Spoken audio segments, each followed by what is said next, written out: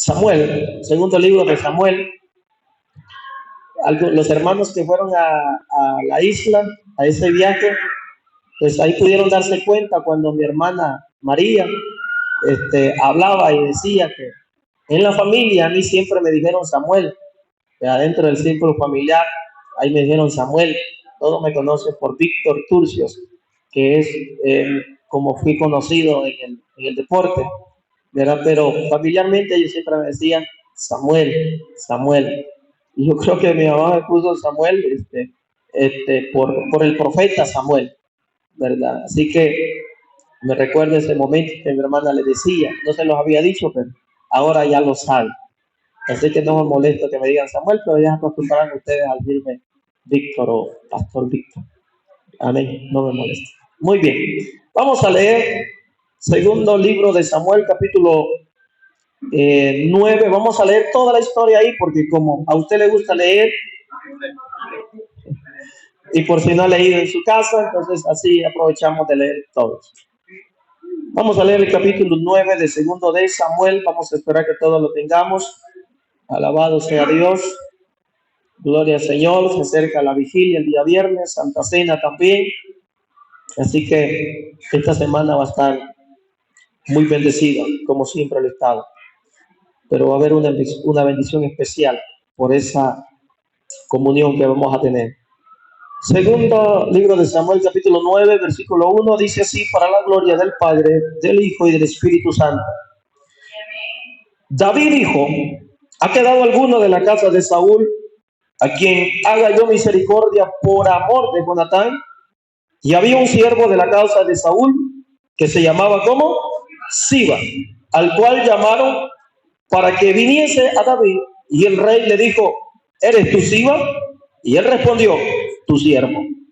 El rey le dijo: ¿no ha quedado nadie de la casa de Saúl a quien haga yo misericordia de Dios? Y Siba respondió al rey: aún ha quedado un hijo de Jonatán, lisiado de los pies. Entonces el rey le preguntó: ¿dónde está? Y Siba respondió al rey: he aquí, está en casa de Maquir, hijo de Amiel, en el Lodebar. Entonces envió el rey David y le trajo de la casa de Maquir, hijo de Amiel, de Lodebar, y vino Mefiboset, hijo de Jonatán, hijo de Saúl, a David, y se postró sobre su rostro e hizo reverencia. Y dijo David: Mefiboset.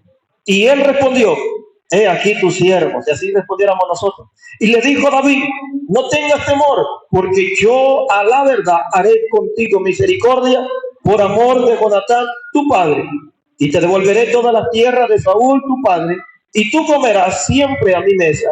Y él, inclinándose, dijo: ¿quién es tu siervo para que mires a un perro muerto como yo? Entonces el rey llamó a Siba, siervo de Saúl, y le dijo: todo lo que fue de Saúl y de toda su casa, yo lo he dado al hijo de tu señor. Tú pues le labrarás la tierra, tú con tus hijos y tus siervos, y almacenarás los frutos, para que el hijo de tu señor tenga pan para comer. Pero Mefiboset, el hijo de tu señor, comerá siempre a mi mesa. Y tenía Siba 15 hijos y 20 siervos. Y respondió Siba al rey: conforme a todo lo que ha mandado mi señor el rey a su siervo, así lo hará tu siervo. Mefiboset, dijo el rey, comerá a mi mesa como uno de los hijos del rey. Y tenía Mefiboset un hijo pequeño que se llamaba Micaía, y toda la familia de la casa de Siba era siervo de Mefiboset. Hasta ahí. Padre, en el nombre de Jesús, gracias por tu palabra y por este pueblo que va a escuchar. Seas tú, Señor, hablando conforme a tu voluntad, conforme a la necesidad, para bendecirles y glorificar tu nombre. En Cristo Jesús. Amén y amén. Pueden sentarse. Diga conmigo: el llamado del rey. ¿El llamado de quién? Del rey. Del rey. En aquel entonces era el rey David, la persona más importante en esa época, a quien Dios había escogido, había elegido para que estuviera como rey sobre su pueblo. Pero viene este rey y manda llamar a una persona.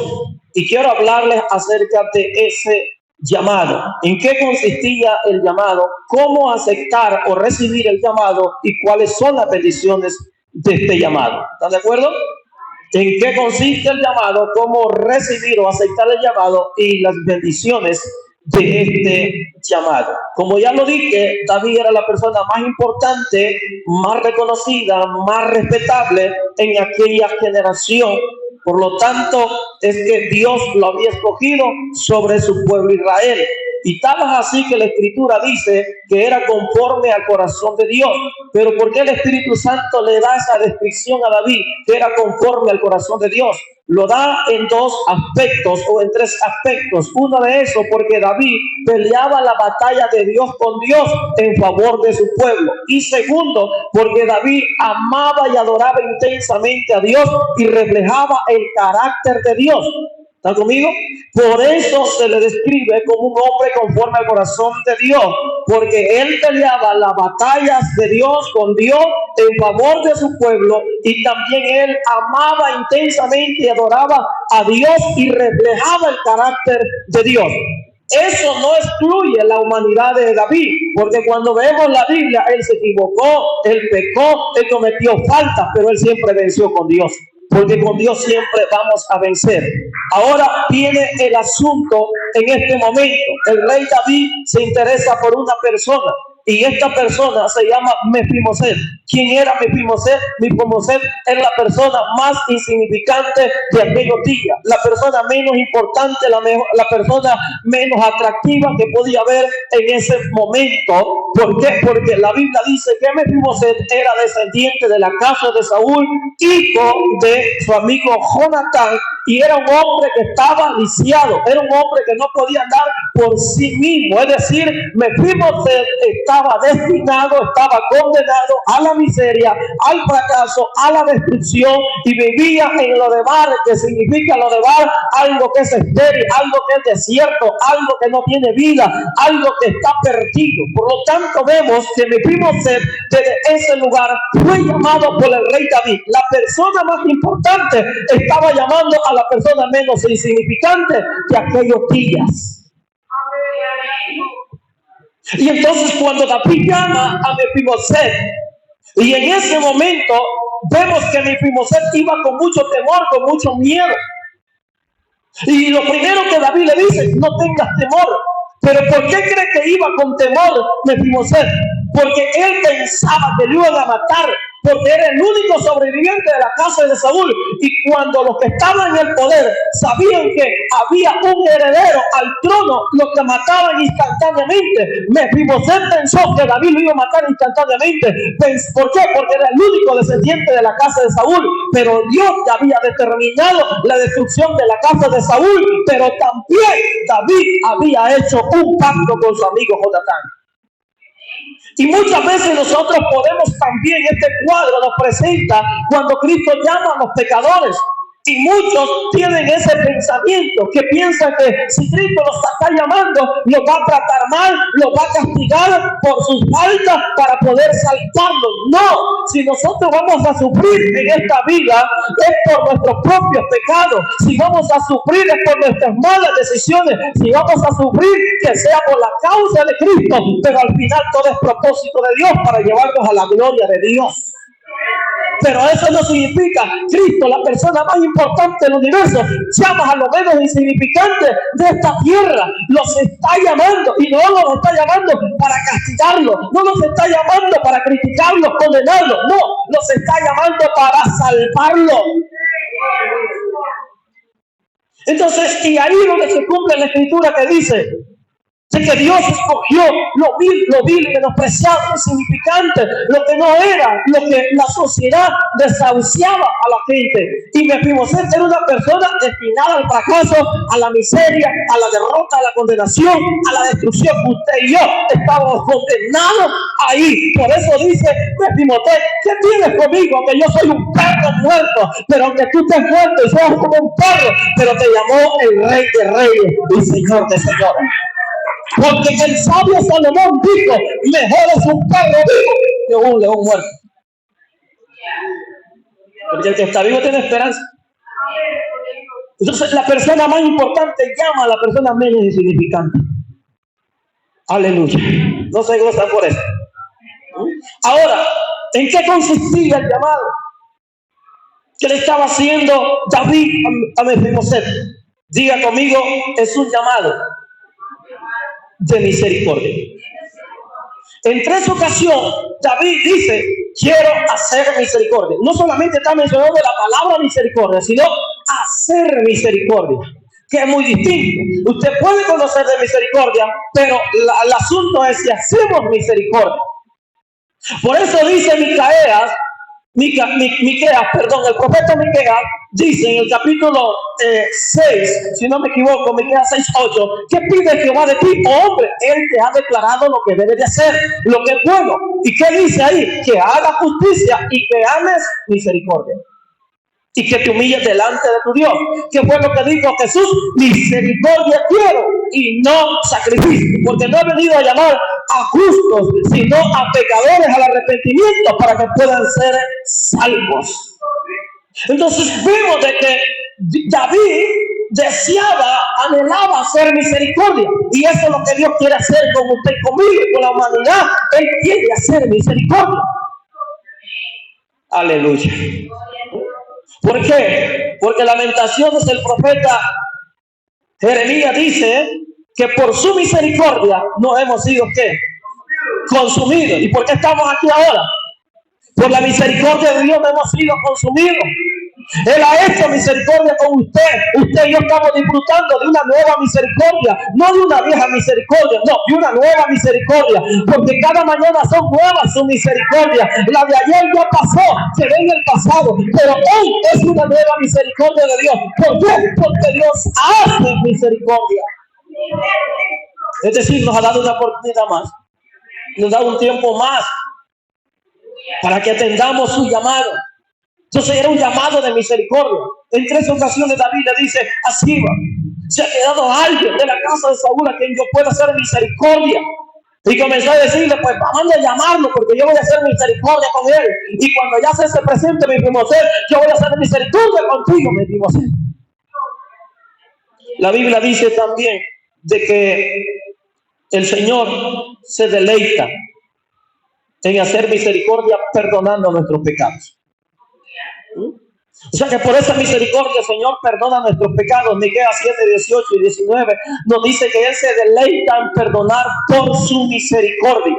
Es decir, que a Dios no le deleita ver a alguien en la miseria, en el fracaso, en el mundo, en el pecado. Dios no se goza por eso, pero Él se deleita. Lo que Dios quiere es perdonar por su misericordia. ¿Por qué? Porque Dios siente. Cuando alguien tiene misericordia es sinónimo de compasión, y cuando alguien tiene compasión significa de que siente lo que tú sientes, llora y sabe lo que tú estás pasando, y nadie lo comprende mejor que Dios. Él sabe cuándo lloramos, cuándo estamos tristes, cuándo estamos desanimados, y Él no nos quiere ver en el fracaso, en la miseria. Él quiere ver a sus hijos bendecidos, prosperar. Él quiere ver a sus hijos sirviéndole, adorándole, y por lo tanto Él quiere perdonarnos, Él quiere limpiarnos por su misericordia.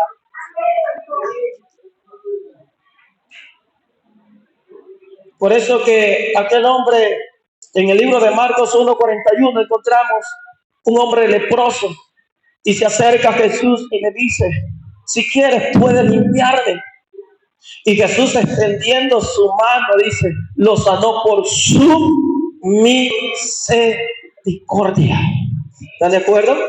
Entonces, era un llamado de misericordia. En eso consistía, era un llamado, no que Mefiboset se lo merecía, no que usted se lo merezca, es que Dios es misericordioso. Amén. Nadie de nosotros merecemos nada, pero Dios le ha placido tener misericordia de nosotros, porque no es del que corre, no es del que quiere, sino del que Dios tiene misericordia. Y David estaba buscando en quién hacer misericordia. Ojalá que así fuésemos nosotros, que querramos hacer misericordia con la gente. Aleluya. Que en vez de pedirle a Dios que lo consuma, pedirle a Dios, sálvalo, perdónalo. Aleluya. En vez de pedir como Juan, y Jacob le dijeron a Jesús: quiere que mandemos a descender fuego sobre los habitantes de Samaria porque nos trataron mal, nos ofendieron, nos insultaron, nos dijeron esto y lo otro. Muchas veces nuestras oraciones son así, quejas con Dios, queriendo que Dios le mande juicio a la gente. No, pida misericordia también, porque Dios ha hecho misericordia con usted y no le ha mandado fuego, no le ha mandado juicio, sino que Dios le ha mandado un día nuevo para que lo adoren este día y esté en la casa de Dios. Pero también Dios se deleita en perdonar por su misericordia. Entonces David, que lo que quería era perdonar. Si Saúl lo que quería era matar a David, si le lanzaba la lanza, buscaba para matarlo. Y cuántas veces Saúl quiso matar a David, pero David nunca quiso hacer nada contra Saúl. ¿Por qué? Porque David era diferente, porque David era misericordioso. Aleluya. Y David no quería matar a Mefiboset, lo único que quedaba de Saúl y el hijo de Jonatán era lo único que quedaba, y David no quería terminárselo. Y muchas veces el cristiano está lisiado, muchas veces el cristiano está en una situación de miseria, muchas veces el cristiano está sin fuerza, está acabado ahí, y a veces nosotros queremos terminarlo también. No es para hacer misericordia, porque ese lisiado necesita su ayuda, necesita su misericordia. Y es para que usted venga y le diga: hijo del diablo, que te lleve el diablo. No, es para que le levante y le eche la mano. Porque muchas veces eso es lo que hacemos, no hacemos misericordia. Y cuando vemos a alguien que está caído y necesita restauración, lo que hacemos es criticarlo, acusarlo y condenarlo. No, porque no se acerca y le dice: yo te puedo ayudar, hermano, que lo que te ha pasado, de aquí estoy yo para servirte. Si tú me buscas por orar, podemos ayudar, pero usted tiene que levantarse, hermano. Eso es hacer misericordia. Hacer misericordia es perdonar la ofensa, es perdonar el insulto. Aleluya. Entonces David quería hacer misericordia, y por eso es que Jesús hacía misericordia, porque David es un tipo de Jesús. Y a Jesús le encanta hacer misericordia. Amén. Por eso con la gente decía: Jesús, ten misericordia de mí. Jesús, ten misericordia de mí. Jesús, hijo de David, ten misericordia de mí. ¿Por qué? Porque se acordaban que David hacía misericordia. Y si este es hijo descendiente de David, también va a hacer misericordia. Y máximo que es el Hijo de Dios. Si David era misericordioso, imagínense Jesús. Aleluya.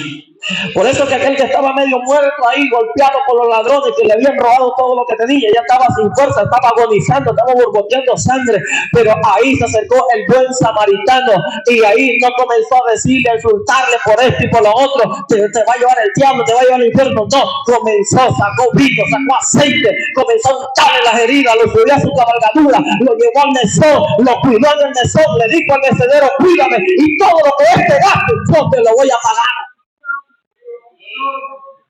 Imagínense que hiciéramos eso nosotros. A veces vemos la necesidad de la gente, a los hermanos, y no buscamos ayudarles. Aleluya. Y Dios nos da cada día oportunidad para que hagamos misericordia. ¿De acuerdo? Entonces vemos que el llamado de David consistía en hacer misericordia. Era un llamado de misericordia. ¿De acuerdo? En segundo lugar, diga conmigo, era un llamado a un cambio de vida vieja a una vida nueva. En eso consistía el llamado. ¿Por qué? Porque David ya no quería que él siguiera en lo demás, que no siguiera en la miseria, en el fracaso, en el mundo, porque en el mundo aún los ricos son miserables. ¿Por qué? Porque pueden tener riqueza, pero si no tienen a Jesús, la mayor riqueza eterna, no tienen paz, no tienen gozo, no tienen salvación. ¿Por qué le sirve al hombre ganar todo el mundo y perder a su alma? ¿Qué recompensa dará el hombre por su alma? Por lo tanto dice Jesús que aunque el hombre tenga toda la riqueza y la gloria de este mundo, pero si no tiene la salvación, ¿de qué le sirve? Por eso que el diablo le ofreció a Jesús todos los reinos y la gloria de este mundo.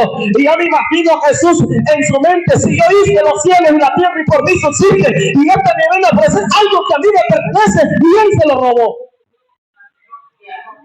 Aleluya. Entonces el llamado consistía en un cambio de vida a una vida nueva. Por eso dice la Escritura: de modo que si alguno está en Cristo, nueva criatura es.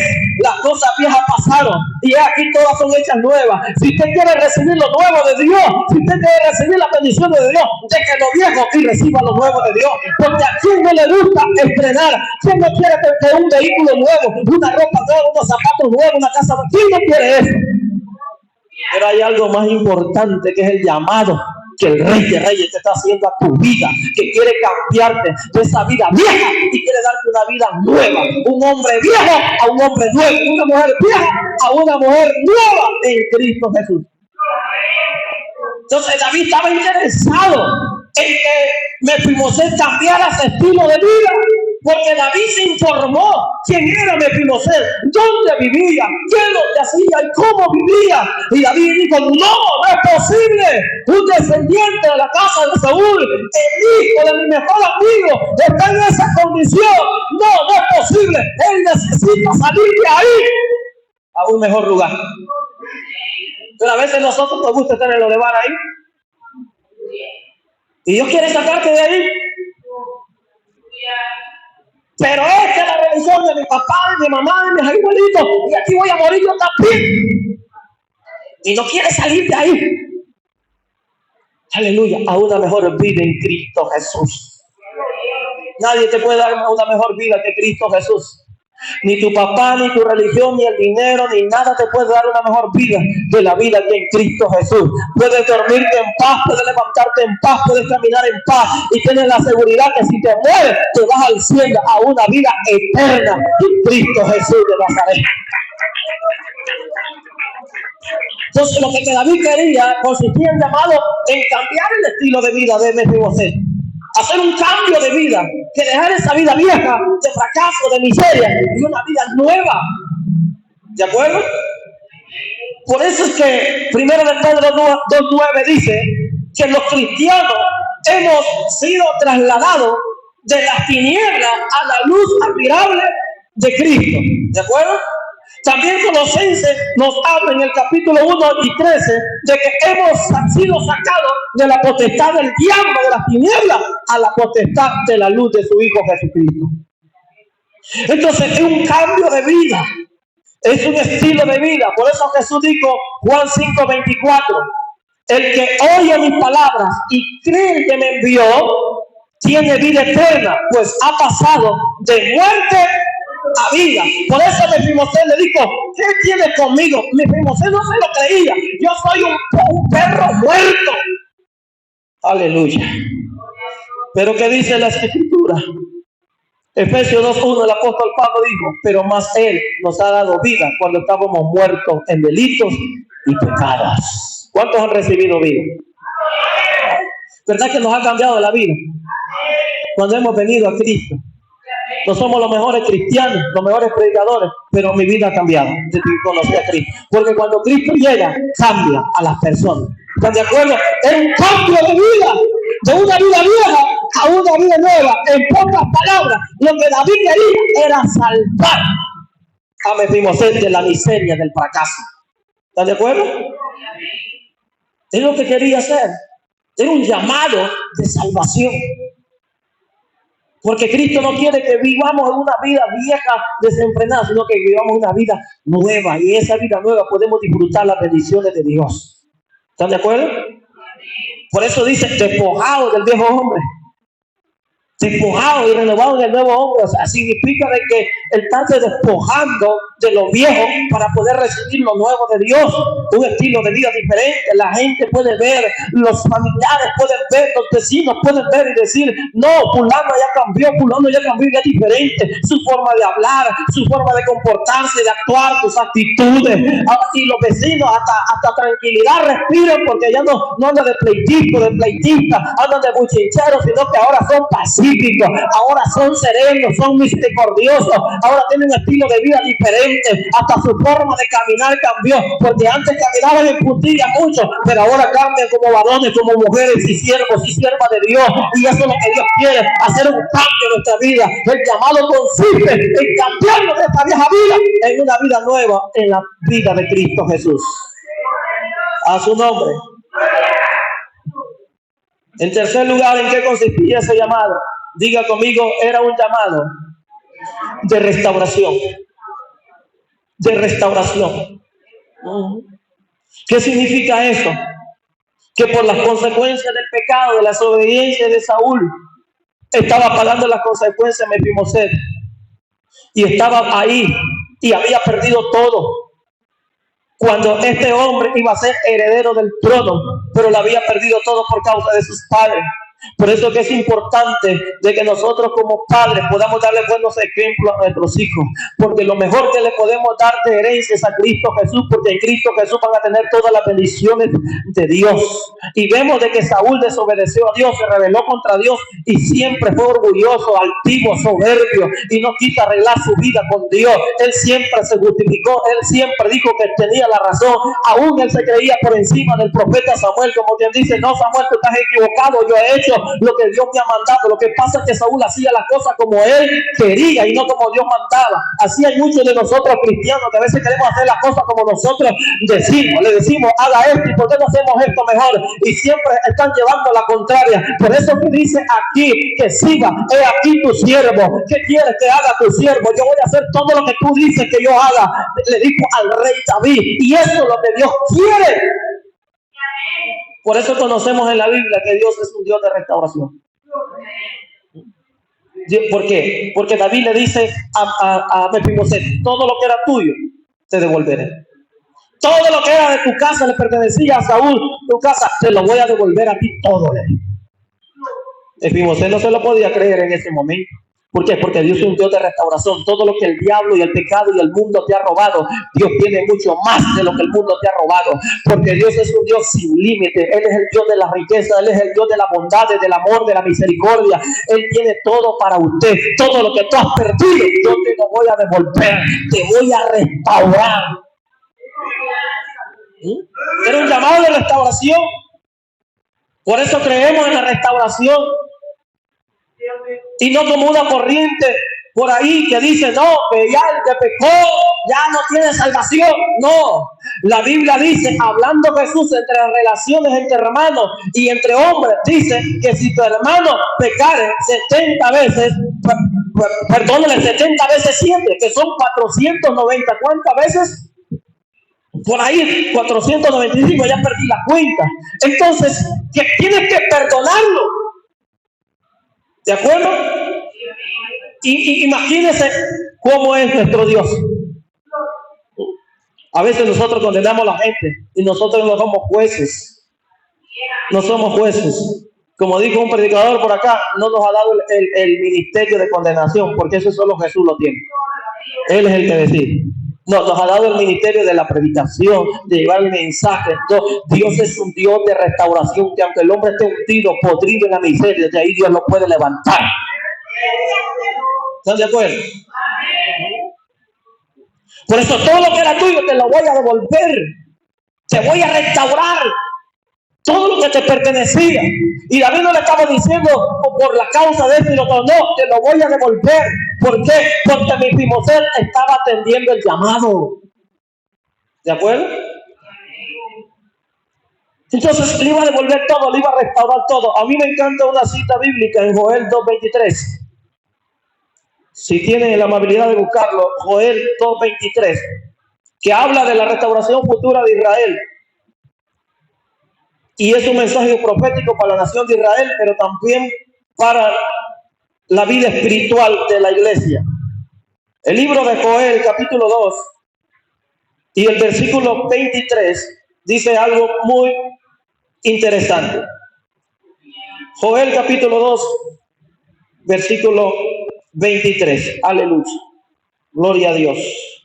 Vosotros también, hijos de Sión, alegraos y gozaos del Señor vuestro Dios, porque os dio la primera lluvia a tiempo y os enviará lluvia temprana y tardía como al principio. Amén. Vosotros también, hijos de Sión, alegraos y qué, y gozaos en Jehová vuestro Dios. ¿Por qué? Porque os ha dado la primera lluvia a su tiempo y hará descender sobre vosotros lluvia temprana y tardía como al principio. Las eras se llenarán de trigo y los lagares rebosarán de vino y aceite, y restituiré los años, oiga bien el 25, y restituiré los años que comió la oruga, el saltón, el revoltón, la langosta, mi gran ejército que envié contra vosotros. Comeréis hasta saciados y alabaréis el nombre de Jehová vuestro Dios, el cual hizo maravilla con vosotros, y nunca jamás será mi pueblo avergonzado. Y conoceréis que en medio de Israel estoy yo, y que yo soy Jehová vuestro Dios, y no hay otro. Mi pueblo nunca jamás será avergonzado. Todo lo que robó la oruga, el saltón, el revoltón, todo lo que robaron estas pestes, las peticiones, las promesas de Israel, son espíritus malignos. El Señor dice: yo alégrese, regocíquense, porque yo los voy a restituir, yo los voy a restaurar, y nunca más serán avergonzados. Y eso es lo que David está diciendo a Mefiboset: yo voy a restituir todo lo que te ha robado en tu casa, todo lo que ha venido y te ha traído esta miseria. Yo voy a restaurarte. Yo te voy a devolver todo. Aleluya. Por eso conocemos la historia de el hijo pródigo, que se fue y perdió todo y fue a perder todo, la herencia que tenía. Pero ¿qué sucedió? La Biblia dice que él regresó y fue restaurado. Y el padre le devolvió todo. Y hasta hizo una fiesta. Por eso Lucas 15:26, vamos a leer Lucas 15:26, lo que nos dice la Escritura. Lucas 15:26. Aleluya, 15:20, perdón, 15:20. Y levantándose vino a su padre, y cuando aún estaba lejos, lo vio su padre y fue movido a misericordia, y corrió y se echó sobre su cuello y le besó. Ale, mire qué diferencia, cómo lo recibió. Aleluya. 21. Y el hijo le dijo: Padre, he pecado contra el cielo y contra ti, y ya no soy digno de ser llamado tu hijo. Pero el padre dijo a sus siervos: sacad mejor vestido y vestirlo, y poned un anillo en su mano, y calzado en sus pies, y traed el tercero gordo, y matadlo, y comemos y hagamos fiesta.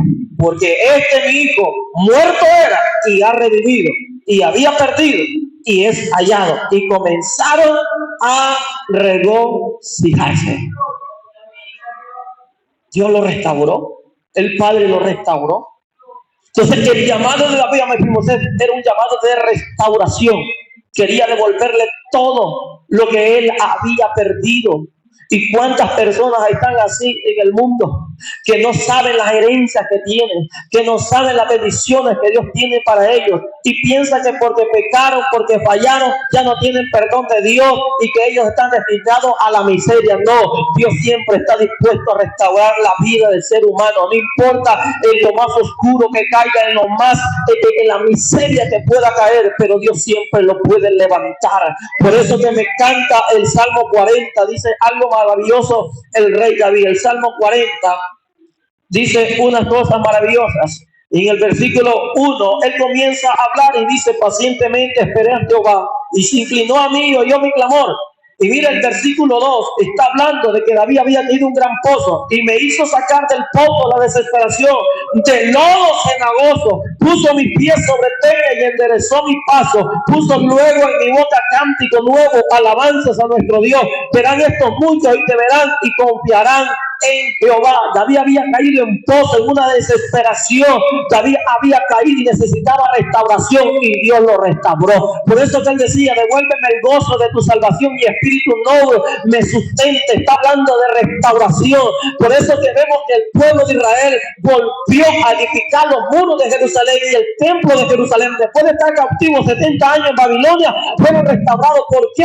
Porque Dios tiene promesas de restauración. No importa lo que el pecado te haya robado, lo que el enemigo te haya robado, lo que el mundo te haya robado. El diablo es un ladrón, pero Cristo es bondadoso, es generoso, y Él quiere darte mucho más de lo que has perdido. Por eso que muchas veces no entendemos lo que estamos pasando, pero vemos a Job que lo perdió todo, quedó en la miseria, enfermo y todo, pero Dios lo iba a restaurar a este hombre, y cuando lo restauró, no lo iba a restaurar de la misma manera, sino que lo iba a restaurar aún mejor. Por eso Jesús dijo: al que más se le perdona, más ama. Porque aquella mujer lloraba a los pies de Jesús porque era una pecadora. Porque era una mujer que tenía mala fama. Pero esa mujer se humilló ahí y el Señor la perdonó. Porque el Señor la ama y la restauró. Y por eso muchos comenzaron a murmurar y decir, los espirituales hay, los super espirituales, si supiera, si fuera profeta supiera qué clase de mujer es esa, que impide esa mujer, hija del diablo, se está dejando besar los pies y todo. Pero Jesús ya conocía los corazones y los pensamientos como ellos estaban hablando. Pero ahí donde Jesús dijo, Simón, no me has recibido con brazos ni con besos, ni me has lavado los pies, has sido un mal educado y respetuoso. Pero esta mujer, desde que yo llegué, no ha cesado de lavar mis pies y besar mis pies con sus lágrimas. Por lo tanto, sus muchos pecados han sido perdonados. Y Jesús le dijo, mujer, levántate, tu fe te ha salvado, vete gozosa, vete en paz, porque yo no he venido para condenarte, sino he venido para restaurar la vida del ser humano. Porque el diablo, el pecado nos ha robado mucho, pero en Cristo hemos podido recuperar todo. Por eso que uno de los propósitos que Jesús tenía en la cruz, número 1, salvar, y número 2, restaurar. Salvar el alma. Y número 2, restaurar la imagen de Dios en el hombre. Porque dice que en el principio creó Dios los cielos y la tierra, pero también dice que hizo al hombre a su imagen y a su semejanza. ¿De acuerdo? Entonces tenemos la imagen de Dios, pero necesitamos la semejanza de Dios en nosotros. Y ese es un proceso de restauración. Ahora mismo estamos en un proceso de restauración. Somos salvos en Cristo Jesús, pero el Espíritu Santo está llevando un proceso de restauración hasta restaurar la imagen y la semejanza de Dios en nosotros. Cuando Cristo venga, entonces seremos tal como Él es. Seremos igual, tenemos la imagen de Dios y la semejanza de Dios cuando Él venga. Por eso que estamos en un proceso de restauración. Todos necesitamos estar siendo restaurados por el Espíritu de Dios. Y vemos que al llamar David a Siba era un llamado de restauración. Dios quiere devolverte todo lo que el pecado, el diablo y el mundo te ha robado. ¿De acuerdo? Si has perdido el gozo, la paz, el amor, la fuerza, el Señor dice, yo tengo todo para ti, hija. Yo tengo todo para ti, hijo. Entonces Mefibosé no se lo podía creer. Que de repente, después de estar en la miseria, eso es lo lindo del Evangelio, que el hombre puede estar hundido en fracaso, en miseria, condenado, pero de un momento a otro el Señor lo restaura y lo levanta como un ministro, como un testimonio, siendo de la presencia de Dios. Y eso es lo que hace el Evangelio. El Evangelio es poderoso para levantar a gente y restaurar a gente de la droga, del alcohol, de la prostitución, de la miseria, del ocultismo. Dios levanta a tipo de gente así para que sepan que la gloria y el poder es de Dios.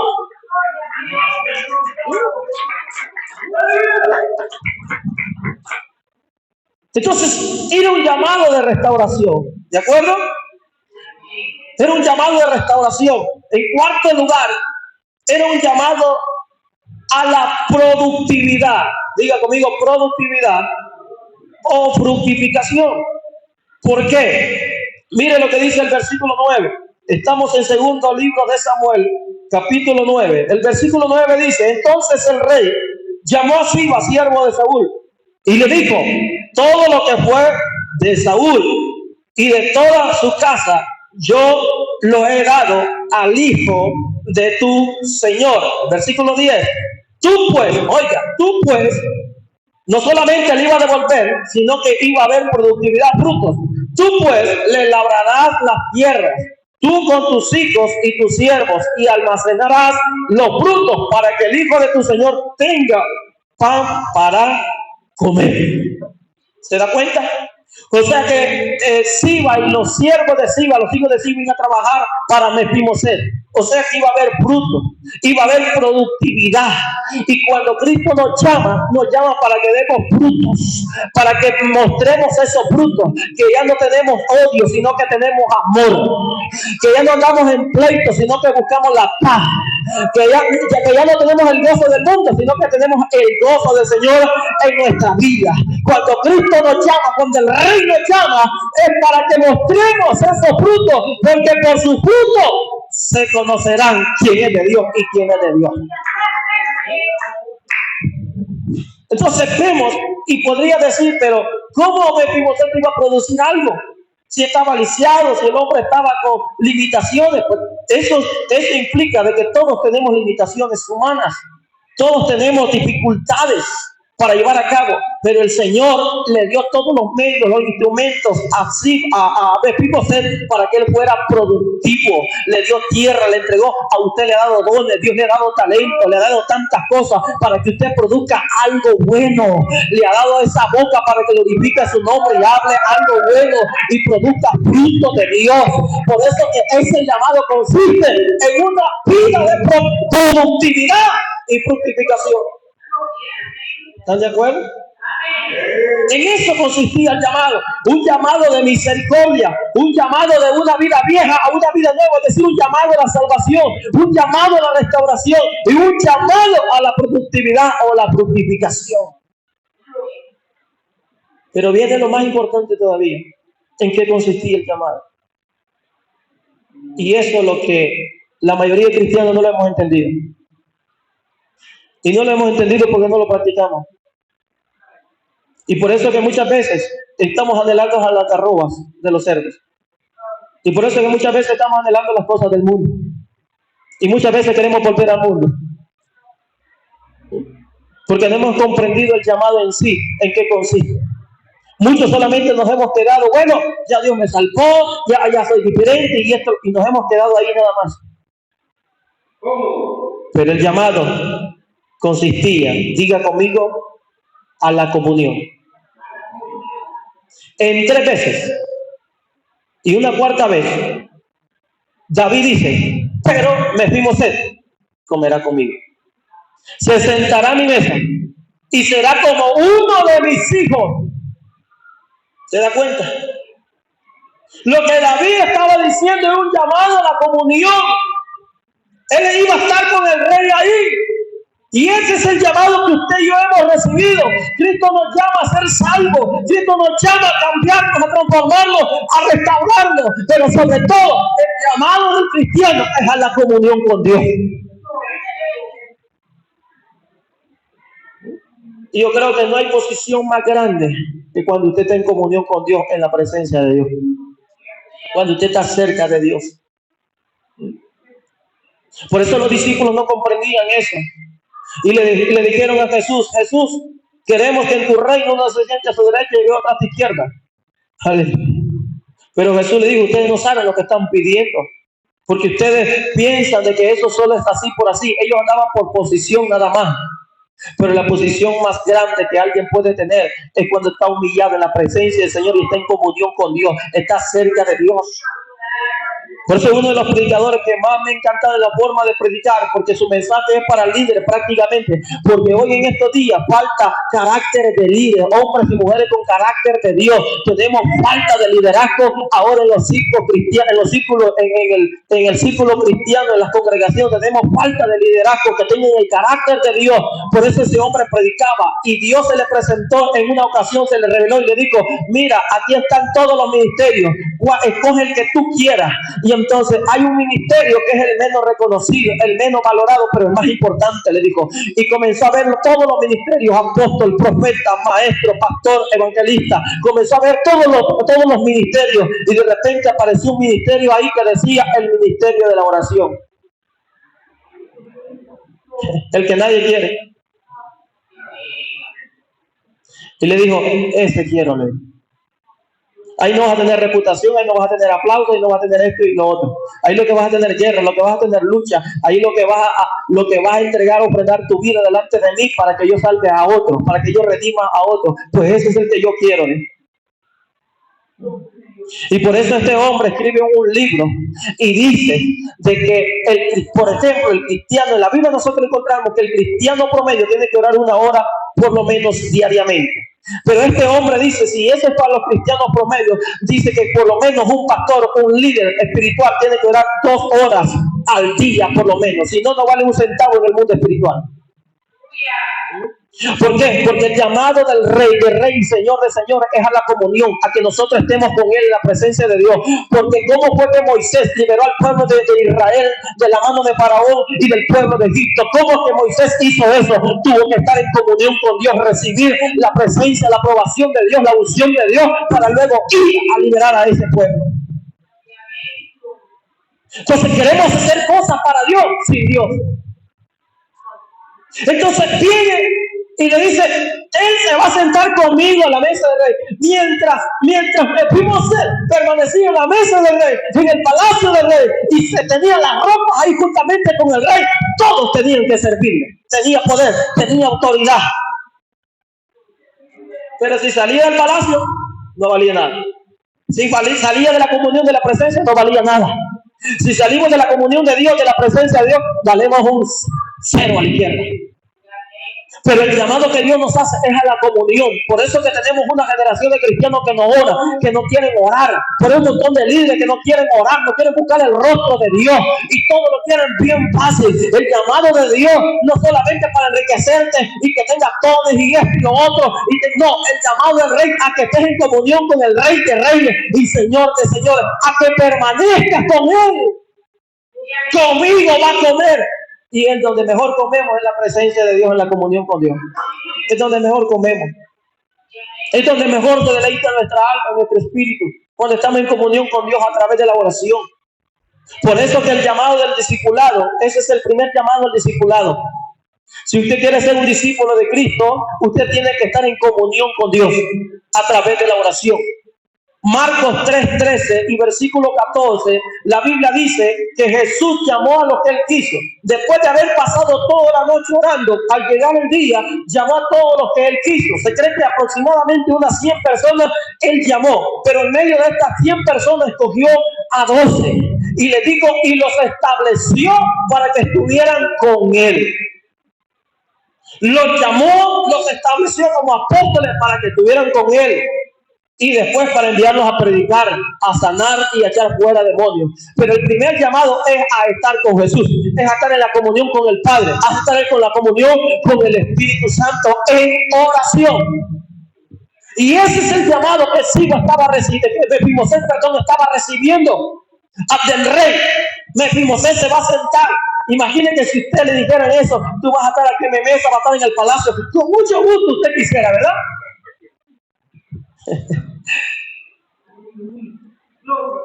Pues es más importante que eso que le ofrecieron a Mefiboset en físico es lo que Dios nos ofrece espiritualmente. Cuando usted está en oración en la presencia de Dios, usted sube al palacio del Rey de Reyes que está allá arriba. Usted sube a los reservados de su morada, a su tabernáculo santo. Usted sube. ¿Quién subirá al monte de Jehová y quién estará en su tabernáculo santo? El limpio de mano y puro de corazón. Cuando usted está en comunión con Dios, usted sube al palacio de Dios. Usted sube a la presencia de Dios, al trono de Dios y está ahí con Dios. Y de ahí va a recibir todas las bendiciones de Dios. ¿Por qué cree que estaba recibiendo bendición Mefiboset? Porque Jonatán era amigo de David y ellos siempre tenían comunión como amigos, como hermanos en Cristo. Por eso dice Primera de Corintios 1:9. Habla el apóstol Pablo estas palabras y dice, porque fiel es el que nos ha llamado a la comunión con su Hijo Jesucristo. Fiel es Dios que nos ha llamado a la comunión con su Hijo Jesucristo. Entonces, ¿cuánto tiempo pasamos en comunión con Dios? Pero ¿cuánto tiempo pasa en comunión con su amigo, con su amiga en el teléfono? ¿Hay cuánto tiempo pasa hablando? ¿Y cuánto tiempo pasa en comunión con Dios? Y a veces se va en comunión allá a la playa, ya no siente ni el tiempo. En los centros comerciales hay las mujeres comprando lo que se van a maquillar, lo que se van a poner, no miden ni el tiempo, pero cuando vienen a la iglesia, ¿a qué hora va a terminar el pastor? ¿A qué hora va a terminar la alabanza? ¿A qué hora va esto y lo otro? No, al venir a la iglesia para tener comunión con Dios y tener comunión unos con otros, y la sangre de Cristo nos limpia de todo pecado. Con todo el mundo quiere tener comunión y con Dios no, y sabiendo que de ahí viene todo lo mejor. Entonces es un llamado a la comunión con Dios, a estar en la presencia, en el palacio con el Rey. Por eso en la alabanza dice, en tu presencia estoy. Vive Jehová en cuya presencia estoy. Entonces es el llamado, en eso consistía el llamado, en que Dios lo que quiere es comunión, tener una amistad con usted, con nosotros, revelarse Dios a nuestra vida como nuestro Dios fuerte, poderoso, amoroso, eterno, como nuestro Padre, como nuestro buen pastor, Él quiere revelarse a nuestra vida, pero se va a revelar cuando usted esté en comunión con Dios. Por eso que Abraham era llamado amigo de Dios, por eso que Noé caminó con Dios y Dios con Noé y con Enoc. ¿Por qué? Porque era gente que tenía comunión. Por eso que Elías era un hombre sujeto a pasiones como usted y yo, pero él vivía en comunión con Dios.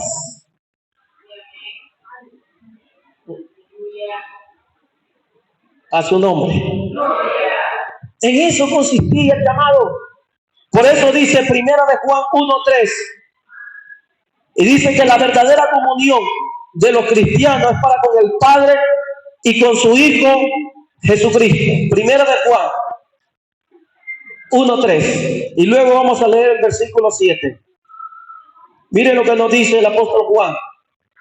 Y lo está diciendo un hombre que se recostaba en los pechos de Jesús. Se recostaba sobre Jesús. Le gustaba tener comunión. Por eso que Juan es uno de los discípulos que mayor comunión tenía con Jesús. Juan, Pedro y Jacob fueron los tres que más comunión tenían con Jesús. Y veamos lo que dice 1 de Juan 1:3.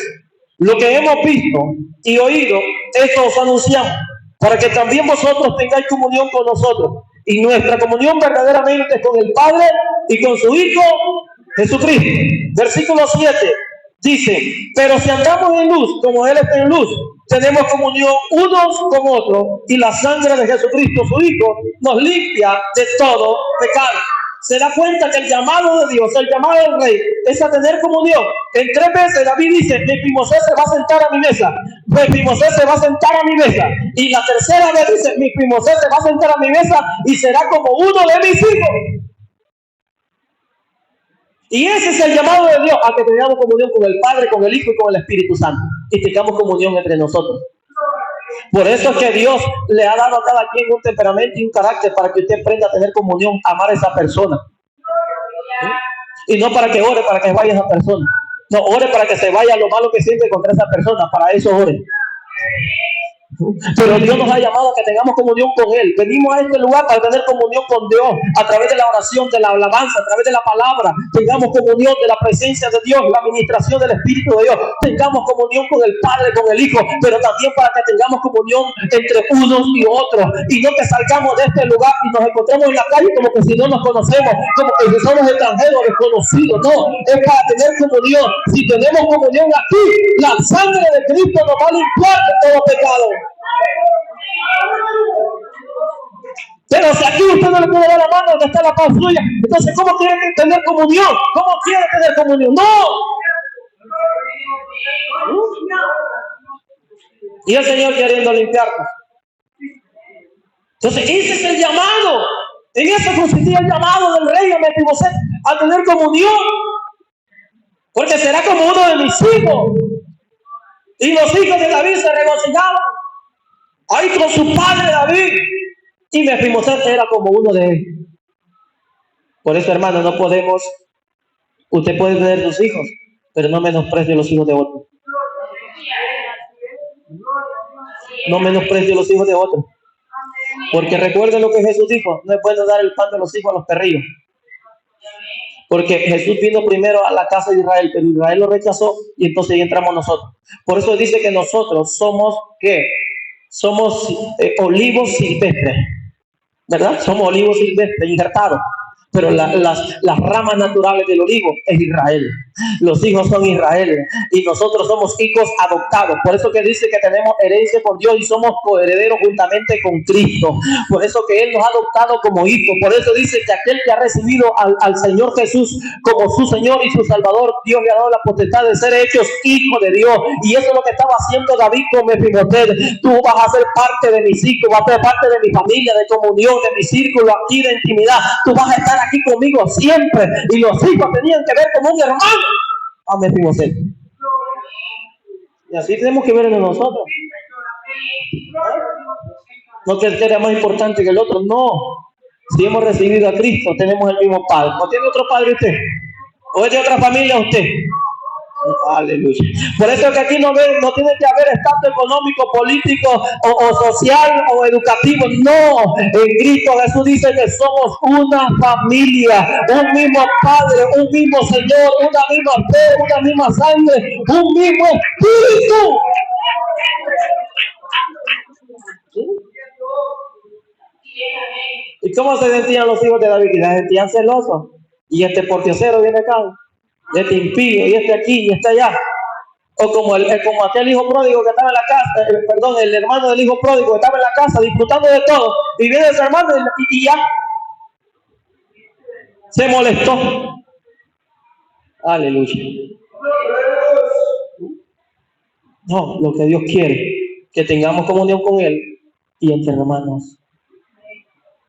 Por eso es que dice el salmista, mira cuán bueno y cuán delicioso es habitar los hermanos juntos en armonía.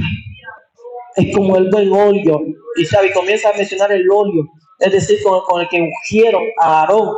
Era el mejor aroma que habían preparado, el mejor aceite preparado como jamás nunca se había preparado en esta tierra, dice la Escritura, específicamente por indicaciones e instrucciones de Dios a Moisés para ungirlo. O sea que destilaba un olor, un perfume tan agradable que no se podía explicar. Entonces, y ahí derrama, ¿por qué? Porque Dios derrama su presencia, hay salvación, hay milagros, hay una serie de cosas, y eso es lo que el Señor quiere. El Señor lo ha llamado a usted y a mí para que tengamos comunión con el Rey de Reyes, pero también para que tengamos comunión como hijos del Rey. Así que tenemos que aprender a tener comunión. El hermano es diferente, todos somos diferentes. Tenemos que aprender a tener comunión, tenemos que procurar a tener comunión, porque ahí el Señor va a derramar su bendición. Y por último, ¿en qué consistía el pacto? El llamado del Rey. Diga conmigo, en un pacto de amor. ¿Por qué? Porque David había hecho un pacto con Jonatán, su mejor amigo, porque ellos se amaban. Era un pacto de amor, porque Jonatán sabía por el Espíritu de que el que iba a quedar como rey no era él, sino que era David, porque Dios había escogido a David. Porque esto no es de familia muchas veces. Esto no es de familia. Por ejemplo, yo tengo mi hijo y puede ser que algún día yo me muera. No, porque es el hijo del pastor, él tiene que quedar como pastor. Si el Espíritu Santo lo dice, así tiene que ser. Pero si no lo dice, no es él. Porque esto no se trata de familia, esto se trata de propósito, de llamado y de planes de Dios. Por eso que he visto en ciertas ocasiones, he visto casos de que murió un pastor y luego dijeron, no, el hijo tiene que ser el pastor. Y en el Espíritu Santo no había escogido al hijo, había escogido a otra persona. Aleluya. Ahora, en el caso del sacerdote, sí, los hijos de Aarón tenían que ministrar y así, de acuerdo al propósito y al llamado de Dios. ¿Están de acuerdo? Entonces, pero vemos que David había hecho un pacto de amor con Jonatán, dice que se amaban. Dice que el amor de ellos era aún mejor que el amor de las mujeres que David sentía. ¿Por qué? Porque ese amor era un amor espiritual. Era un amor de Dios. Por eso que hay varios amores, ¿verdad? Pero por encima de los amores que hay, está el amor de Dios, que es el más grande, el más eterno, el más importante. Está el amor entre padres e hijos, hijos y padres. Está el amor entre esposos y esposas, ¿verdad? Y está el amor entre hermanos, pero el amor de Dios sobrepasa todo. Entonces ellos sentían un amor espiritual. Por eso que dice la Biblia que se amaban mucho. Era un llamado y un pacto de amor que David había hecho con Jonatán. Por eso dice el versículo 1 ahí en segunda de Samuel 9. Y David dijo, ha quedado alguno de la casa de Saúl a quien yo haga misericordia. Y dice, por amor a Jonatán. Por amor a Jonatán. Y asimismo dice en el versículo 7, en el versículo 11, David habla acerca de ese amor y de ese pacto para con Jonatán. Entonces el llamado que el rey le estaba haciendo a Mefiboset consistía en un pacto que él había hecho con su amigo Jonatán. Amén. Ahora Dios ha hecho un pacto con la humanidad a través de su hijo. para que todos también sean salvos, disfruten de la comunión y reciban el amor de Dios. Por eso dice Romanos 5:8, mas Dios muestra su amor para con nosotros, en que siendo aún pecadores, Cristo murió por nosotros. Un pacto de amor a través de la sangre de Cristo, porque de tal manera amó Dios al mundo que envió a su Hijo unigénito para todo aquel que en él crea, no se pierda, mas tenga vida eterna. Era un pacto de amor. ¿De acuerdo? En eso consistía el llamado, en que David ha hecho un pacto de amor con Jonatán. Aleluya. Por eso dice la Biblia que cuando estaba en la cena del Señor, después de haber participado del pan, Jesús le dio de beber de la copa y le dijo: esta es mi sangre, este es mi nuevo pacto para con ustedes, para remisión de pecado. Voy a derramar mi alma, voy a derramar mi vida, mi cuerpo en la cruz, voy a derramar mi sangre, porque yo los amo y quiero estar con ustedes disfrutando por una eternidad. Un pacto de amor. Jesús no quiere llevar a su palacio celestial. Por eso es que él dijo: en la casa de mi Padre muchas moradas hay. Voy pues a preparar, no a hacer, a preparar lugar para vosotros, para que donde yo esté, ustedes también estén. Ese es el llamado del Señor a la comunión con Él. ¿Por qué? Porque Él nos ama, y cuando alguien ama a una persona, quiere estar con esa persona. ¿Están de acuerdo conmigo? Entonces ese llamado era un llamado de amor, un pacto de amor. ¿Están de acuerdo? Por eso es que vemos de que cuando Pedro había negado al Señor Jesús y él pensó que ya todo se había terminado, mire cuántas promesas Dios le había hecho, Jesús le había hecho a Pedro, a los discípulos, pero ellos pensaron que ya todo se había terminado. Jesús había muerto y ellos pensaban que ya no iba a resucitar y se fueron a pescar al mar. Y ahí andaban todos tristes y ya echaron a un lado el ministerio. Y ya digo Pedro, no, ya el apostolado pues lo tiró por un lado y se fue a pescar. Y así los otros discípulos echaron a un lado el apostolado. Y muchas veces, a veces nosotros queremos hacer eso también, con la única diferencia que el Espíritu es el que nos sostiene. Porque para ese momento todavía el Espíritu no se había introducido en ellos. Y vemos que Pedro andaba pescando y de repente Jesús se aparece en la playa con un pescado asadito esperándolos. Y cuando Pedro se iba acercando, se ciñó los pantalones ahí, ¿verdad? Y se acercó y no preguntaban nada porque conocían que era el Señor. Y ahí comenzaron a darle de comer, ya me imagino todos temblorosos comiendo los discípulos. Y Jesús comienza a preguntarle a Pedro: Pedro, ¿me ama más que a esto? No le dijo Pedro: Simón, hijo de Jonás, ¿me ama más que esto? Y le dijo: sí, Señor, tú sabes que yo te amo. Y comenzó a decirle la tercera vez. Y hasta que Pedro dijo: tú ya sabes, lo conoces todo, tú sabes qué es lo que hay en mi corazón. ¿Y qué es lo que estaba haciendo Jesús ahí? Jesús no le estaba reprochando nada, Jesús no le estaba diciendo nada. Jesús lo que quería en ese momento era demostrarle que el pacto de Dios es fiel, que el pacto que él había hecho en la cruz era fiel y verdadero a través de su sangre. Por eso que Jesús le dijo: ve y pastorea a mi cordero, ve y pastorea a mis ovejas, ve y pastorea a mi pueblo, porque el llamado que yo te he hecho sigue siendo el mismo llamado. Tú eres mi apóstol, tú eres mi siervo. Es un pacto que yo he hecho contigo, aunque tú me has fallado, pero yo no te he fallado, aunque tú me has negado, pero yo no te he negado. Por lo tanto, Pedro, restáurate, levántate y sigue el ministerio que yo te he dado. ¿Por qué? Porque es un pacto de amor que Jesús hizo con la iglesia. Aleluya.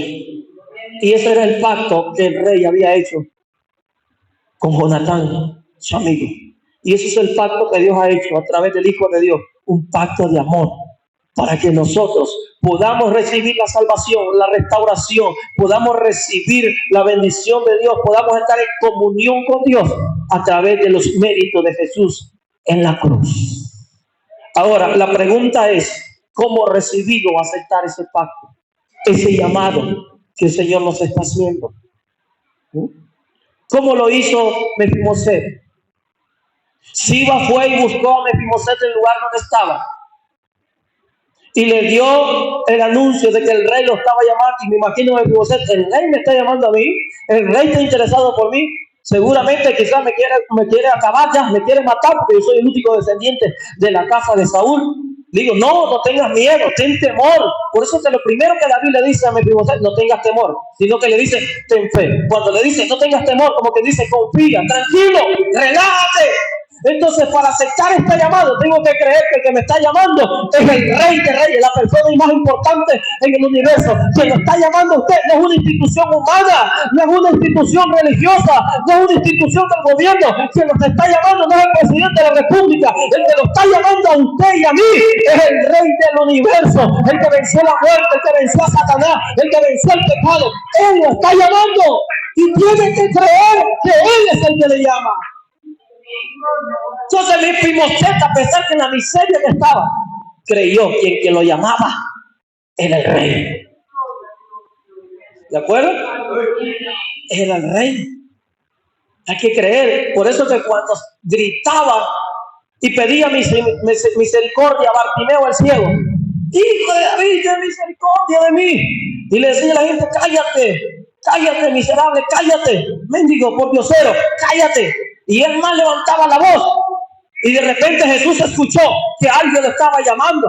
Y dice que mandó a algunas personas a que llamaran al ciego. Y aquellas personas llegaron y le dijeron a Bartimeo, ten confianza, el Señor, el Rey de Reyes te está llamando, ha atendido tu llamada, ha atendido tu clamor. Y aquel creyó, y dice que fue cuando llegó, le preguntó al rey, le dijo, ¿qué quieres que yo haga contigo? Que reciba la vista. Pues recibe la vista, porque tú has creído en mí y me has clamado en mí. Por lo tanto, aquí está la promesa y el milagro que tú necesitas. Entonces Mefiboset tenía que aceptar, ¿cómo? Con fe, que el que lo estaba llamando era el rey David, la persona más importante. Amén. En segundo lugar, es importante la obediencia. ¿De acuerdo? Primero tenía que creer y luego tenía que obedecer. ¿Qué es lo que tenía que hacer? Ir con Siba. Todo lo que tenía que hacer él era recibir la invitación de Siba. Y entonces vino y obedeció el llamado del rey. Creyó el llamado del rey y obedeció el llamado del rey. Y se fue con Siba. Ya me imagino que en el camino iban hacia el palacio y no se lo podía creer Mefiboset. Pero la obediencia nos acerca a Dios. La obediencia nos acerca al trono de Dios. La obediencia a la palabra de Dios. Y entonces él tuvo que obedecer el llamado del rey. ¿Están de acuerdo?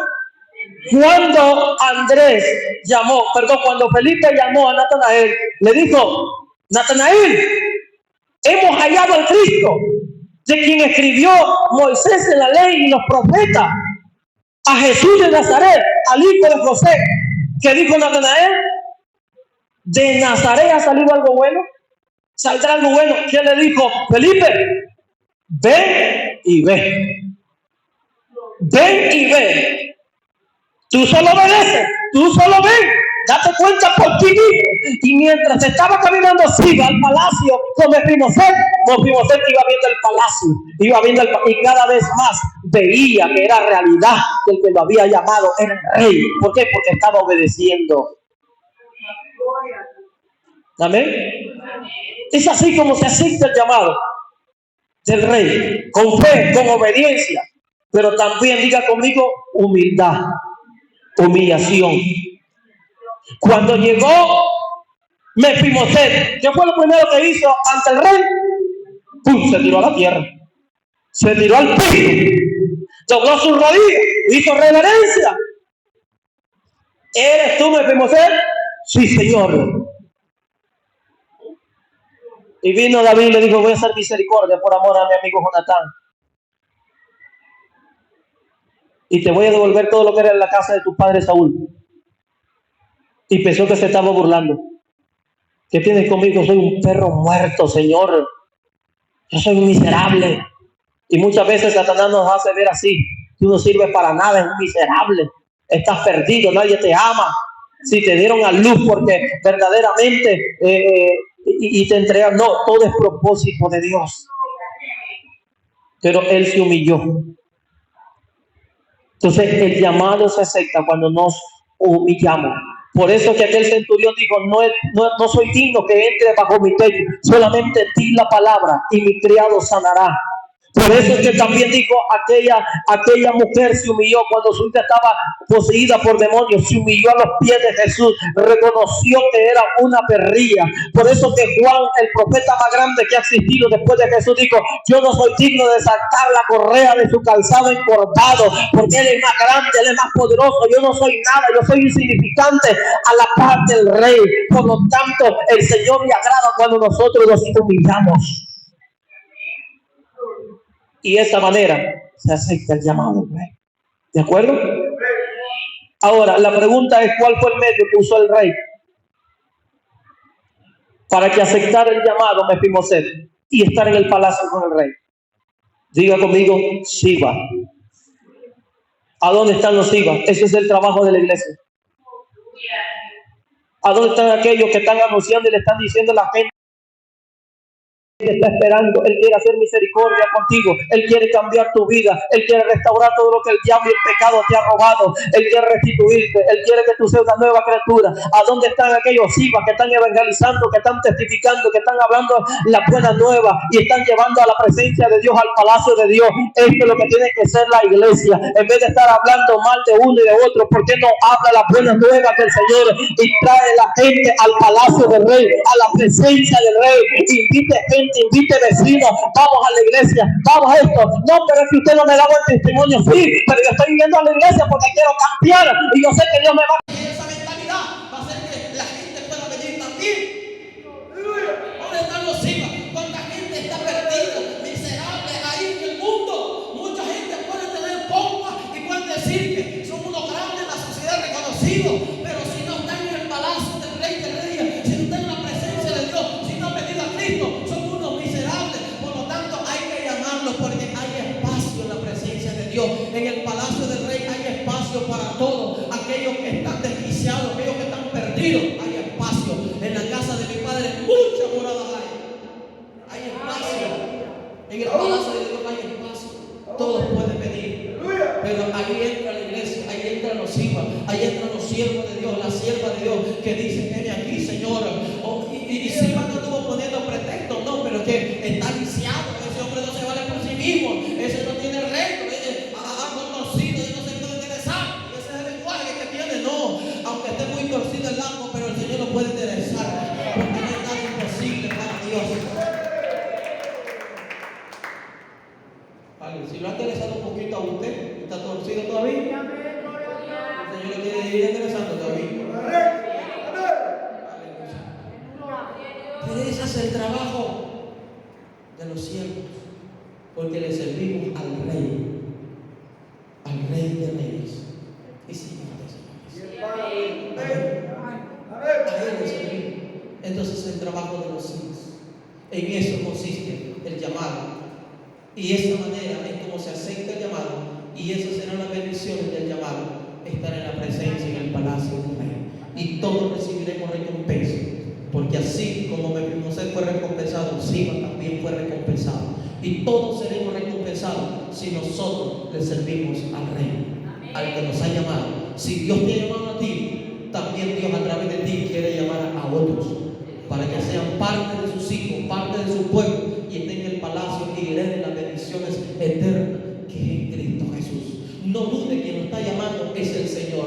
Obedezca el llamado del Señor, del Rey, y Él lo va a bendecir y le va a tener preparado aquella mansión eterna. ¿Cuántos quieren estar ahí? Muchos son los llamados, pocos los escogidos. Pocos. Yo quiero ser de esos pocos, yo no sé usted. No quiere ser de los del mundo así, no. Usted sea de los pocos. De los pocos. Amén. Póngase de pie en esta hora. Padre, en el nombre de Jesús, te damos gracias porque me permite, Señor, compartir este mensaje y darles a conocer en qué consiste el llamado que tú nos has hecho a través de tu Hijo Jesucristo, quien ha constituido heredero y rey de todas las cosas.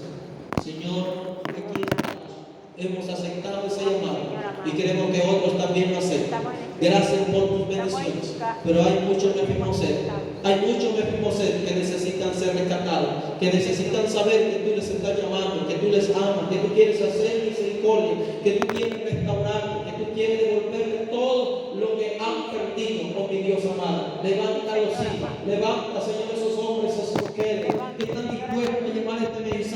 Usted está dispuesto a llamar esta forma nueva y decirles a estas personas que están desquiciadas, que por causa, Señor, de sus antepasados, por causa, Señor, o cualquier razón, están en una situación difícil, de miseria, ellos puedan saber de que tú los estás llamando, ellos puedan